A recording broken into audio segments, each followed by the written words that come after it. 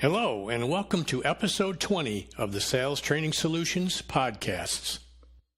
Today, I'm eager to continue my talk on developing a lean culture that will provide you with sustainable success. The topic of today's discussion is how empowered teams create lean success. Teams are more creative and they achieve higher levels of production and quality than any single individual ever can. Companies that empower their teams achieve their desired level of success in implementing and sustaining lean. Employees are not widgets, nor are they items in the value stream to be eliminated.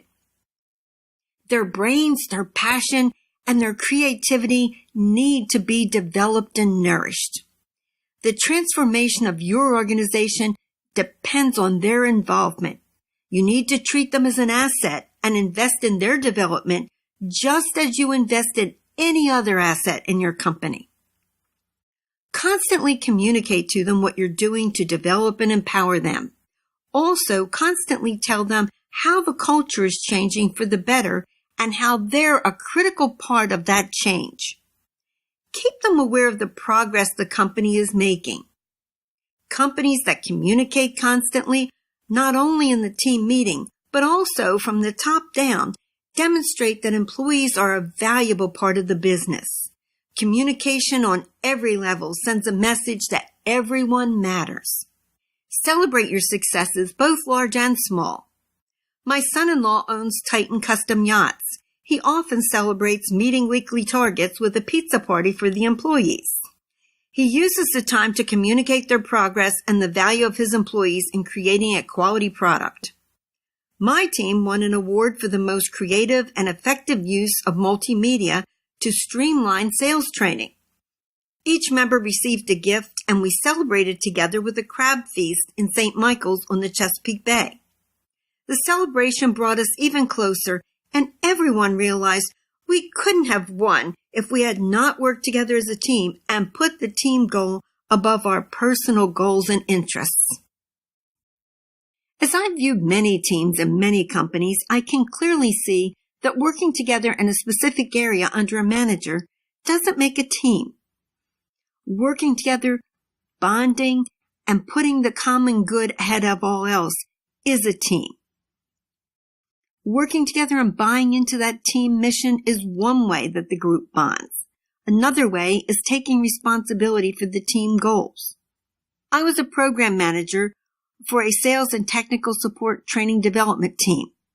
We were responsible for launch as well as standard skills training. We had many projects and a very busy schedule.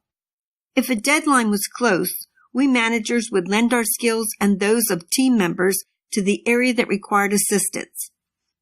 As a lean team, we aim for smooth flow in the value stream. But as in any large organization, things can change quickly and we have to respond. Events created by competition or product development in turn created changes in the training program. We needed to work together to ensure we produced a quality product and that we delivered it on time. As we worked together to solve problems and achieve our goals, we learned from each other and our skills improved.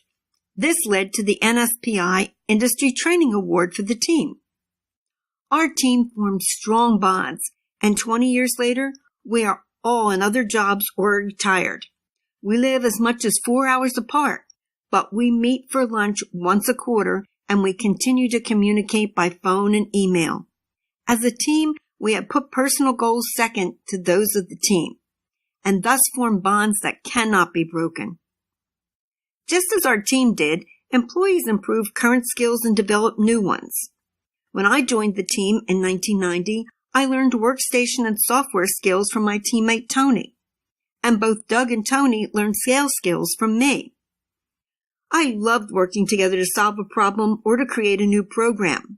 It was so interesting to watch how one idea inspired another and then another until we reached a solution that we could test. The creation of a mission statement is important for a team. It has to reflect the reason the team exists, and it has to be the guideline for decisions. The team I've been discussing did just that. Our manager was directly involved, but we were empowered to ensure those who worked for us would buy into the final result. We worked for weeks to create what we called our destiny document. It was not something that was handed down by headquarters.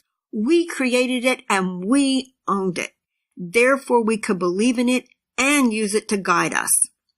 Our destiny document not only included the mission statement, but it also included a description of how we were aligned to the corporate mission, our vision, and the principles that guided how we would work together to achieve our goals. We posted it in our conference room, and we made adjustments as the team learned, evolved, and grew. We said that it was a living, evergreen document that was our team guide. It was so helpful when we met to discuss new products or to solve problems. We looked to the document to be sure we were aligned with the principles and goals. Our team level of success does not come easy. The lean tools, just as leadership through quality tools we used when this journey began, are easy to understand. However, changing the culture to ensure lean success takes dedication and work. W. Edwards Deming, the father of the quality evolution, said, "I'm often asked, come do for us what you did for Japan, just like instant pudding." I wish it were that simple, but it takes a long time and consistency of effort. Companies that have put in the effort have reaped the benefits many times over. You're listening to Sales Training Solutions. In his book, Lean Printing, Cultural Imperatives for Success, Kevin Cooper suggests creating islands of excellence. That strategy will build success in an area before moving to full-fledged self-directed lean teams across the facility or enterprise. Kevin suggests beginning with an area where the likelihood of success is high. It's like the common phrase, how do you eat an elephant? One bite at a time. Taking steps like creating islands of excellence helps develop your skills and knowledge about creating a lean culture in your environment. Each organization is unique, so there's no cookie-cutter pattern that fits every company precisely.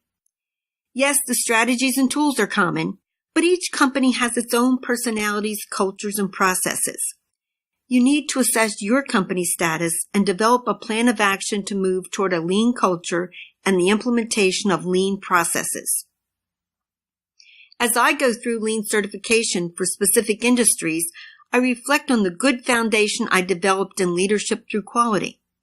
One of the things I carried through to my social organizations was the formation of roles. They were so effective, I trained one of my charity organizations on them, and we became much more effective and productive. Every member has a role to play, and the establishment of roles is imperative to establish a successful team. Let me give you a quick overview. A team needs a leader, a person who ensures the meetings are scheduled and resources are available. I like the document our leader created as it listed the resources for which each person was responsible. The leader gathers the items for the agenda and communicates it to everyone who's to attend the meeting, including guests from other areas or outside resources.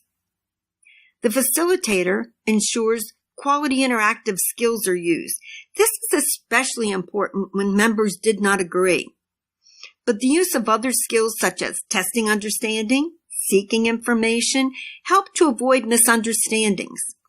The person in this role helps the team develop trust, respect, and stronger communication skills and ensures member involvement.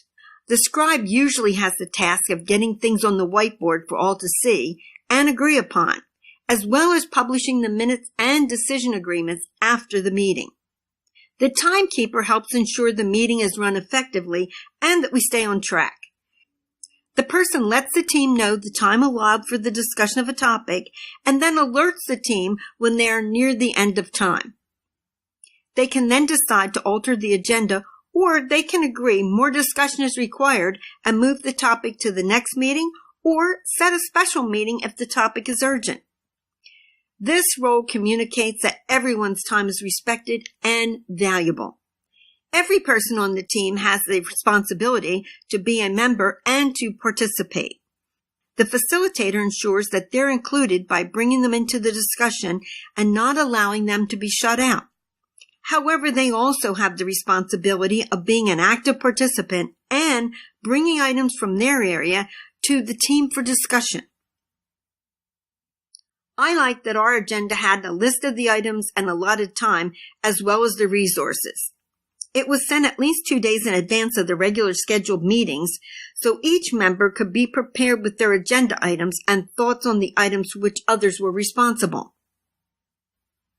There are different types of meetings, and rather than a formal agenda, a guideline of topics and each person's notes may be all that is necessary. For example, in hospitals, police departments, manufacturing floors, and other organizations, there's a daily shift turnover meeting. Those leaving their shift and their leader provide updates, issues, and a briefing of anything that needs to be addressed. You may need an outside trainer or a consultant to help your team with the elements of each type of meeting and how to run effective meetings. We had a member of the corporate quality team to get us started. This leads me to invest in training to achieve teamwork and empowerment. Yes, there are real hard cash dollars to be spent on these soft skills, but the return on investment is there. Not in a product per se, but how you function and the future sustainability of your company and its implementation of lean. Aristotle said, "We are what we repeatedly do." Excellence, then, is not an act, but a habit. Training must include doing. Doing is the highest level of learning.